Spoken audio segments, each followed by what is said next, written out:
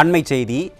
தமிழ்நாடு ஒருங்கிணைந்த பள்ளிக் கல்வித்திட்ட மாற்றுத்திறன் மாணவர்களுக்கான சிறப்பு பயிற்றுநர்கள் சங்க ஆசிரியர்கள் பணி நிரந்தரம் செய்யப்படுவார்கள் என்ற திமுகவின் தேர்தல் வாக்குறுதி நிறைவேற்ற கோரி சென்னை மெரினாவில் 7வது நாளாக போராட்டத்தில் ஈடுபட்டு வருகின்றனர்.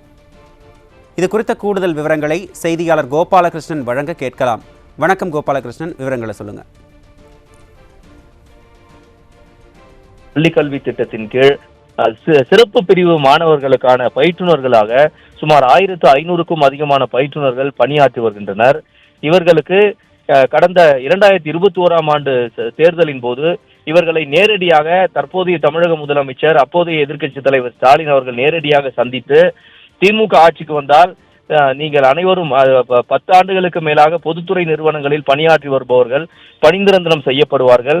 குறிப்பாக திமுக ஆட்சிக்கு வந்தால் இந்த சிறப்பு பிரிவு மாணவர்களுக்கான பயிற்றுநர்களின் பணி வரன்முறை செய்வதோடு மட்டுமல்லாமல் உங்களுக்கான ஆயுள் காப்பீடு, வருங்கால தொழிலாளர் வைப்பு நிதி, அதே போன்று பணி நிரந்தரம் செய்யப்படுவார்கள் என்ற தேர்தல் வாக்குறுதியெல்லாம் அளித்து இவர்களது வாக்குகளை பெற்றிருக்கிறார்கள். ஆனால் ஆட்சிக்கு வந்து 4.5 ஆண்டுகளை கடந்தும் கூட சிறப்பு பிரிவு மாணவர்களுக்கான பயிற்றுநர்கள் இதுவரையில் பணி நிரந்தரம் செய்யாத திமுக அரசை கண்டித்துதான் இன்று சென்னை மெரினா கடற்கரையில் மாற்றுத்திறனாளிகளுக்கான மரப்பாதையில் அமர்ந்து இவர்கள் போராட்டத்தில் ஈடுபட்டனர். போராட்டம் நடத்தியதில் பெண் பயிற்றுனர் ஒருவர் மயங்கி விழுந்த சம்பவம் அங்கு பெரும் பரபரப்பு ஏற்படுத்தியது. குறிப்பாக சென்னை மெரினா கடற்கரையில் போராடுவதற்கு அனுமதி மறுக்கப்பட்டு உள்ள நிலையில் இன்று திடீரென பயிற்றுனர்கள் மெரினா கடற்கரையில் கூடி திமுக அரசுக்கு எதிராக முழக்கங்களை எழுப்பினர்.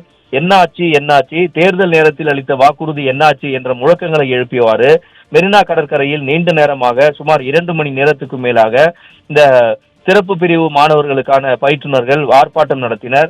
இந்த ஆர்ப்பாட்டத்தில் திமுக ஆட்சிக்கு வந்தால் இந்த சிறப்பு பிரிவு மாணவர்களின் பயிற்றுனர்கள் பணி நிரந்தரம் செய்யப்படுவார்கள் என்ற தேர்தல் வாக்குறுதியை நிறைவேற்று என்று மெரினா கடற்கரையில் அமர்ந்து போராட்டத்தில் ஈடுபட்டனர்.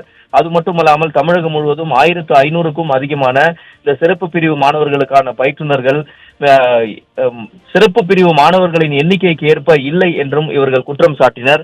மாணவர்களின் எண்ணிக்கைக்கு ஏற்ப பயிற்றுனர்களும் இல்லாத ஒரு சூழல் இருக்கும் பொழுது தங்களது ஊதியமும் குறைவாக உள்ளது.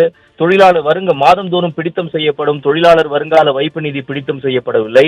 தங்களுக்கான ஆயுள் காப்பீடு என்பது இல்லை என்பன உள்ளிட்ட 5 அம்ச கோரிக்கைகளை வலியுறுத்திதான் இவர்கள் மெரினா கடற்கரையில் அமர்ந்து போராட்டம் நடத்தினர். போராட்டம் நடத்திய அனைத்து பயிற்றுனர்களையும் காவல்துறையினர் கைது செய்திருக்கிறார்கள்.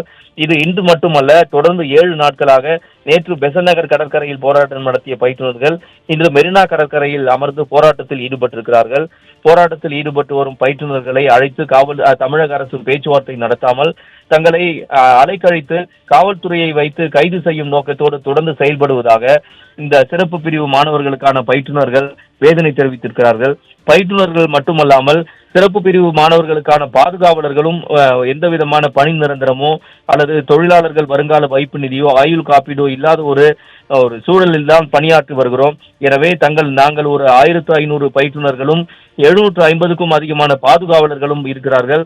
சிறப்பு பிரிவு மாணவர்களை பயிற்றுவித்து அவர்களது வாழ்வில் ஒளியேற்றி வரும் தங்களுக்கு தமிழக அரசு உரிய பணி வரன்முறை, தொழிலாளர் வருங்கால வைப்பு நிதி, அதே போன்று ஆயுள் காப்பீடு போன்ற 5 அம்ச கோரிக்கைகளையும் உடனடியாக நிறைவேற்றும் வரையில் தங்களது போராட்டம் தினந்தோறும் தொடரும் என்று முழக்கங்களை எழுப்பியவாறு அவர்கள் தற்போது கைது ஆகி வருகின்றனர்.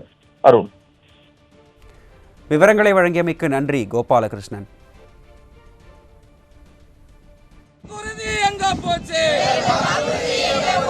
கல்வி அமைச்சர் சொன்னாரே,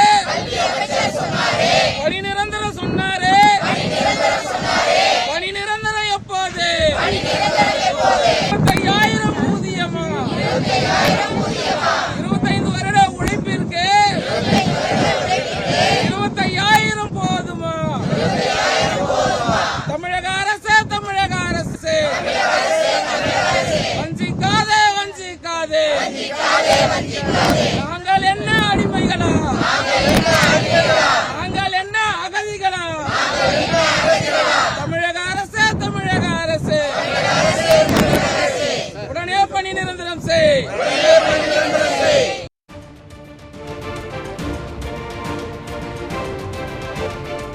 மாற்றுத்திறன் மாணவர்களுக்கு பாடம் நடத்த ஆசிரியர்கள் கிட்டத்தட்ட 1600 பேர் தமிழ்நாட்டில் உள்ள எல்லா பள்ளிகள்லையும் ஒரு பிளாக்குக்கு 5 பேர்னு பணிபுரிஞ்சுக்கிட்டு வர்றோம்.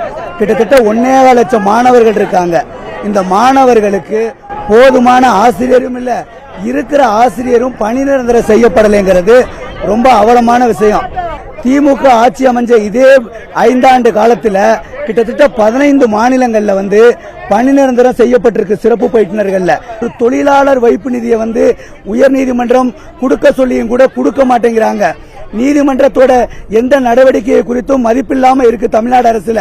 சோ இதையெல்லாம் கண்டித்து தான் எங்களுக்கு மருத்துவ காப்பீடு வழங்குங்க, இறப்பு நிவாரணம் வழங்குங்க, அதே மாதிரி இங்க இருக்கிற பகல் நேர பாதுகாப்பு மைய பராமரிப்பாளர் உதவியாளருக்கும் எல்லா பணி சலுகைகளும் கொடுங்கன்னு சொல்லி இந்த போராட்டத்தை, அதாவது மாற்றுத்திறனாளிகள் நடைபாதையில மாற்றுத்திறனாளி மாணவர்களுக்கு நாங்க எப்படி உயர்வு படியா இருக்கிறோமோ அந்த படியில நடந்து, அந்த பாதையில நடந்து தமிழ்நாடு அரசின் கவனத்தை ஈர்க்கும் விதமாக இந்த போராட்டம் செய்கிறோம் சார்.